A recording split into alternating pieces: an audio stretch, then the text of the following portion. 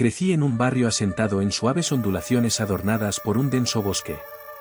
Si exploraras cuidadosamente una arboleda específica, encontrarías nuestro lugar secreto, un claro en la cima de un acantilado escarpado que brindaba una vista panorámica de un campo prístino que se extendía hasta la ciudad, alcanzando el horizonte distante. Era el último lugar que tocaba el sol cada noche, y allí permanecíamos en la oscuridad, esperando ansiosamente la llegada de la luz al amanecer. En el verano de 1987, fue allí donde mi mejor amigo y yo nos vimos involucrados en algo indescriptible y de alguna manera nos vimos obligados a pagar por ello. Creé un juego llamado Loumar y jugábamos allí a menudo.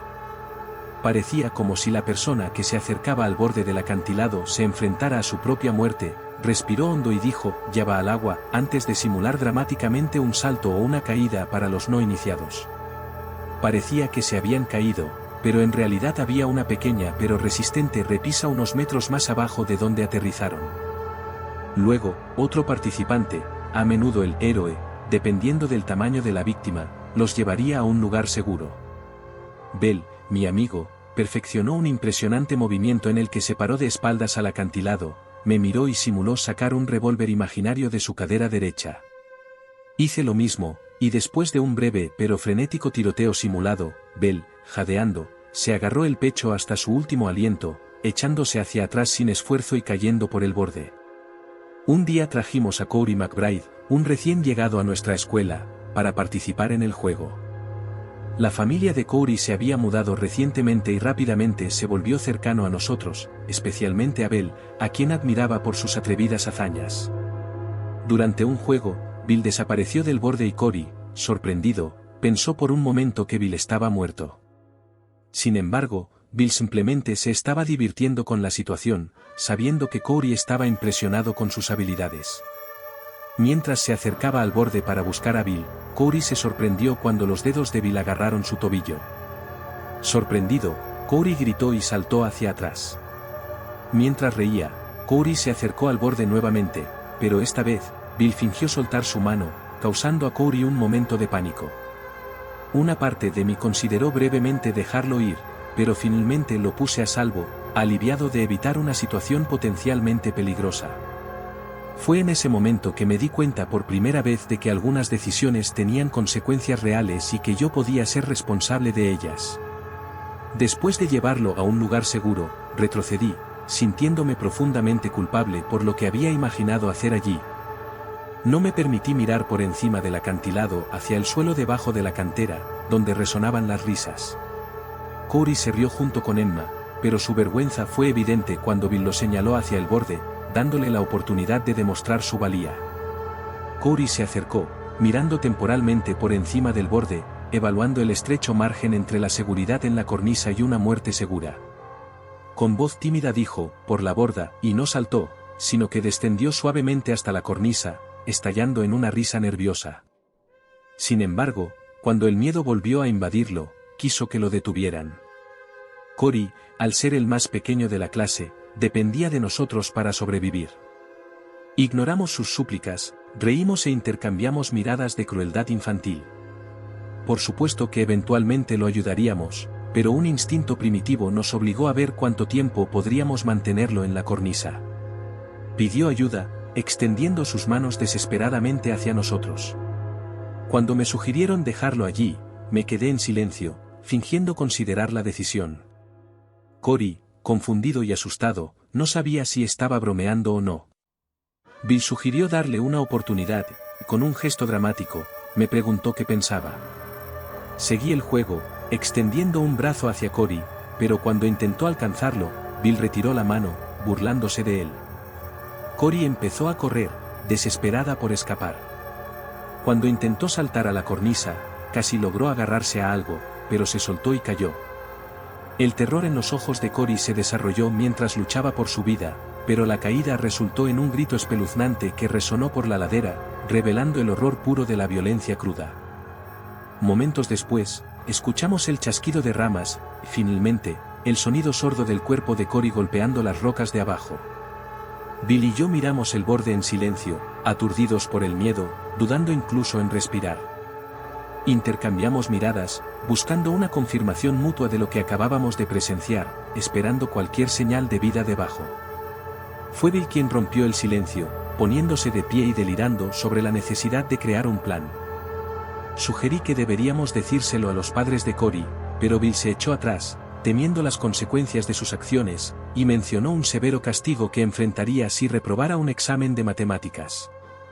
Hablamos de llamar a la policía de forma anónima, pero Bill argumentó que esto aún podría generarnos problemas legales. La realidad de la situación comenzó a hacerse evidente cuando Bill señaló que al no levantar a Cory, yo también tenía la culpa. Advirtió sobre graves consecuencias legales, incluidos cargos de doble asesinato.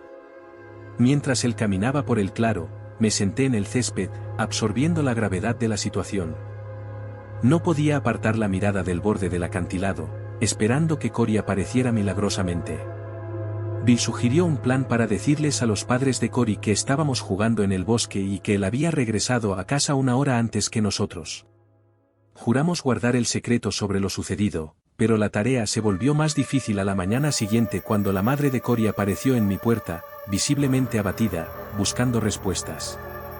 Ella me preguntó si sabía lo que le pasó a Cory y yo, por temor a represalias, negué saberlo. La madre de Cory pidió información, sugiriendo que debía estar jugando con Bill y conmigo. Mis palabras vacilaron mientras intentaba explicar nuestra presencia en otro lugar, pero ella aceptó la explicación. Pasaron 3 semanas de búsqueda, pero me di cuenta de que si Cory todavía estaba vivo, diría la verdad sobre lo sucedido. Mi madre me reclutó en la búsqueda y me despertó temprano en la mañana para informarme sobre la desaparición de un niño llamado Cory, presumiblemente mi amigo. Estaba en la misma clase que yo, satisfecho con mi respuesta, señor. Desayunamos rápido y salí a unirme a algunos vecinos que participaban en la búsqueda. Me preguntaba por qué estábamos tan cerca de casa cuando los equipos de búsqueda creían que Cory se había perdido al otro lado de la ciudad. Me estremecí al pensar que era simplemente otra actividad adulta sin sentido. El grupo, dirigido por un oficial de policía, incluía a Bill y sus padres. Me sentí aliviado de que estuviéramos juntos, lo que hacía más fácil mantener nuestra historia. Aún así, fue difícil actuar como si no supiera lo que pasó. No pude evitar mirar hacia el acantilado, incluso si nadie me preguntaba. Era como mentir al no decirles a todos que sabías exactamente dónde estaba Cory. Mi corazón se detuvo cuando el oficial de policía nos llevó directamente al bosque, preocupado de que supieran que Bill y yo estábamos mintiendo. Bill, al notar esto, llamó la atención del oficial y le sugirió ir en la dirección opuesta. Estábamos en el lado este, lejos de la ubicación real, pero el oficial no parecía saberlo. Insistió en buscar por todas partes solo para estar seguro. A medida que nos acercábamos al acantilado, mi miedo aumentaba. El grupo se tomó su tiempo mientras nivelaban el terreno, revisando cada área en busca de Cory. Cuando el terreno se niveló, continué haciendo mi trabajo, volteando troncos y gritando su nombre de manera intermitente. Mis peores temores estaban a punto de hacerse realidad cuando el grupo se acercó al acantilado. Busqué a Bill, esperando que supiera qué hacer, pero ya no estaba. Estaba solo esta vez. Tal vez podría fingir que me torcí el tobillo para poner fin a la búsqueda. Mientras buscaba la excusa perfecta, escuché la voz de Bill detrás de nosotros, manteniendo a todos alejados del acantilado. El oficial se acercó a la voz de Bill y el grupo lo siguió. Los sonidos de las ramas al romperse se hicieron más fuertes. Vi a Bill corriendo entre los árboles, llevando algo en sus manos. Se arrodilló para recuperar el aliento y me di cuenta de que algo era diferente. Su camisa a cuadros ahora estaba más sucia y sostuvo la camisa rota de Cory y se la presentó al oficial. Bill había arrastrado su camisa por la tierra, haciendo que pareciera que había estado allí durante días. El oficial respaldó la historia con la evidencia que yo corroboré. Bill recibió instrucciones de mostrar dónde encontró las camisetas, alejando al grupo del acantilado. Impresionado por su ingenio, agradecí no tener que confiar en mi plan.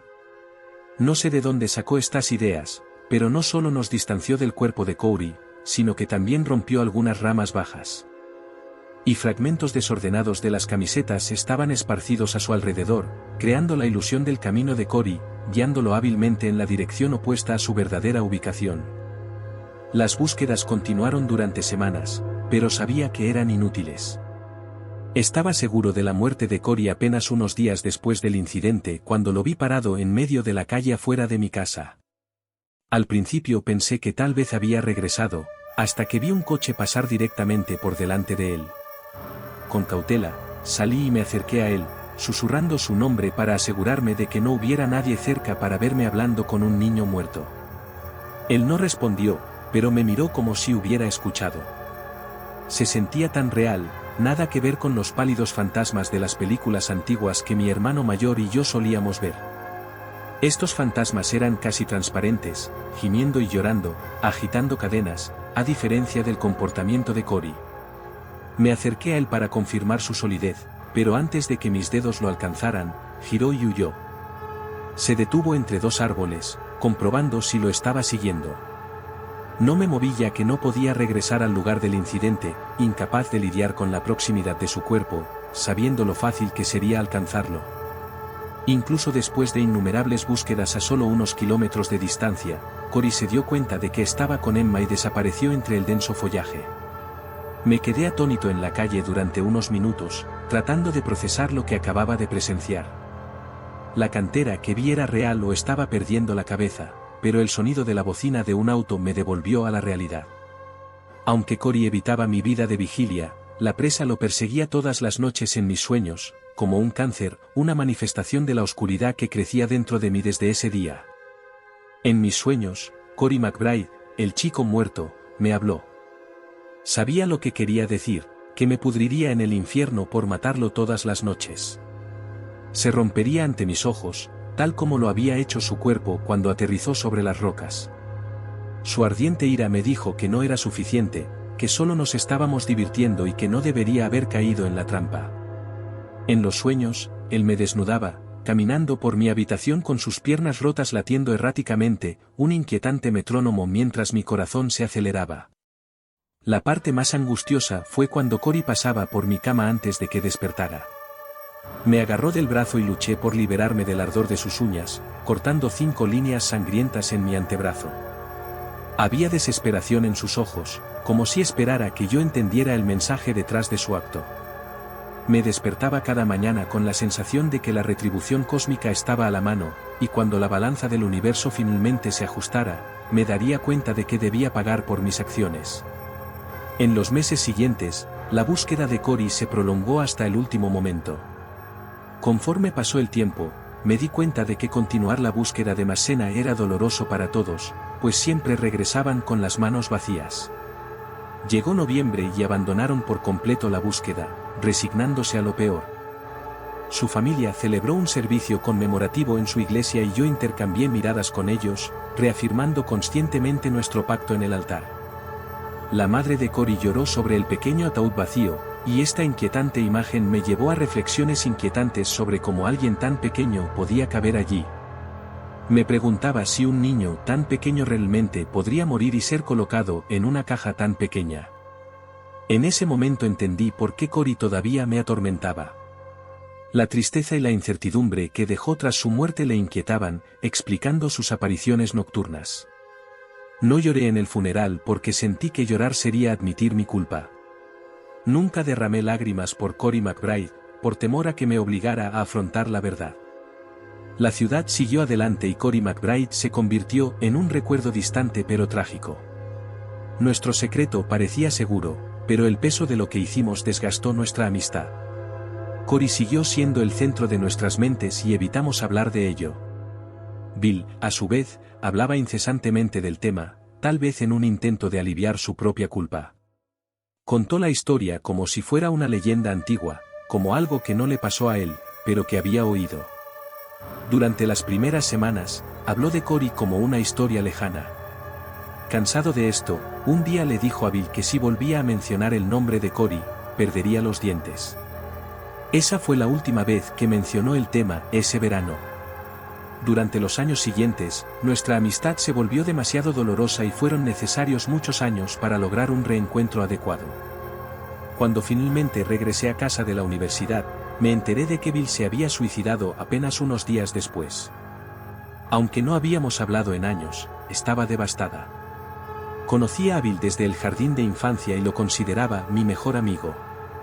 Su aura cautivadora lo convirtió en el centro de atención y me pregunté si su muerte tenía alguna conexión con Cory McBride.